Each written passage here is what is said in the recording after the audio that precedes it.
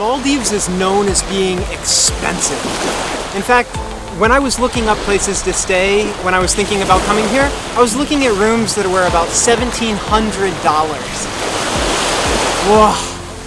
So, I initially thought that this was going to be a huge expense for me, but I found out that the Maldives isn't actually that expensive.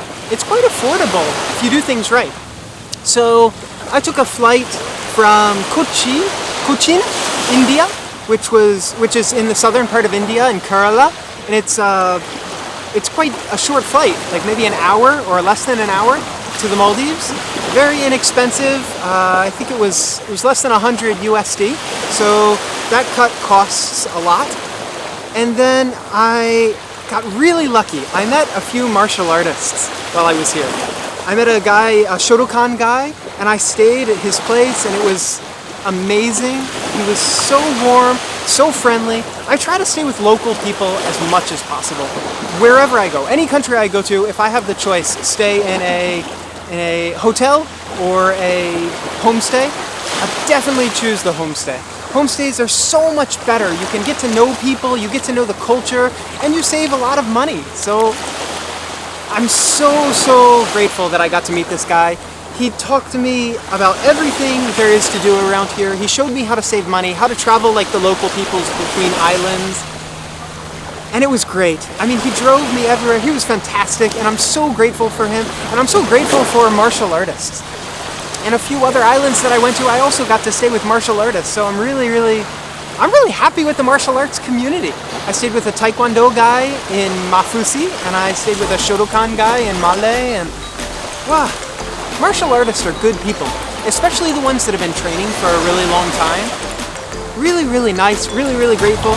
But, I mean, that's not the point. You can always find local people to stay with. I stayed with a family in Nepal that the daughter climbed Mount Everest. She's a mountaineer. She's super professional, super cool. I always meet the coolest people when I travel. And being able to stay with them and get to know their families and their culture is what traveling is all about. If it's not for that, then why do you travel?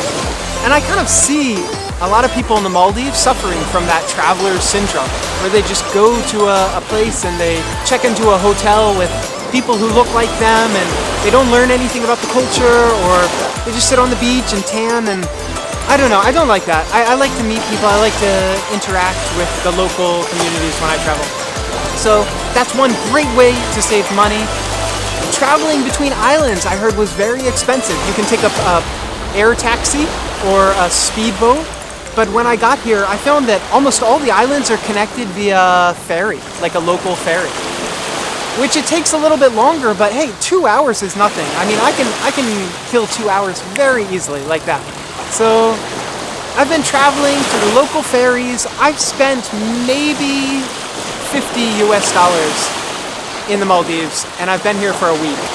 So it's not that expensive. Food, you can go to the touristy places and spend, $10, $15 on a plate of chicken, or you can go to a local place and spend $1.50. So I don't want people to think I bring up money. I hate talking about money. Money is not something I enjoy talking about. Every single person I meet who I talk to for more than 5 minutes asks me, how I can afford to travel. It's kind of troublesome. I never ask anybody that because it's just so, I don't know. It's not a very polite question, I guess, or I don't know if it's a polite, or it's just, I don't know, it's not fun to talk about. But the Maldives is famous for being expensive, and I want to show people that it's not as expensive as you may think. And it's beautiful, if you can tell. I'm on Mafusi Island right now, and I've been doing a few day tours here and there, like hiring a local boat, or that's where all my expenses have gone, are to the local tours. But it's nice, I've done a lot of snorkeling, and the snorkeling is good. I think that the 3 best places I've ever gone snorkeling or scuba diving was the Galapagos Islands in South America, the Philippines, which was very surprising to me, and then here. The Galapagos has really big animals, huge sharks. They have penguins. They have these iguanas that go underwater for a long time. A lot of big animals, not a lot of like small, beautiful fish. The Philippines was full of small, beautiful fish, and I had no expectations for the Philippines whatsoever, and it blew my mind. The Philippines was absolutely beautiful snorkeling, beautiful scuba diving. I would say it's probably some of the best in the world, or the best that I've seen. The Maldives, in comparison, is maybe somewhere in between the two. You can see small groups of very beautiful, colorful fish, but you also get some really big sharks and sea turtles. Sea turtle? The tortoise? No, it's sea turtles. Sea turtles swimming around everywhere. Mantis rays. I saw a few mantis rays while I was here.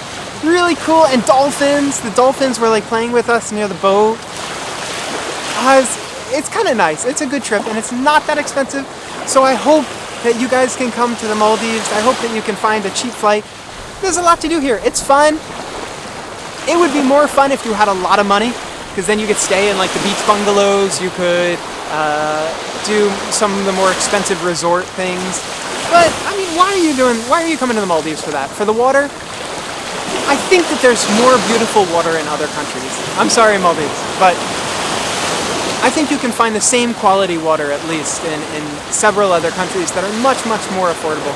So don't come to the Maldives for the water. Come for the experience. Come for the culture. It's very, very different culture here than India or Sri Lanka, Nepal, or anywhere in South Asia.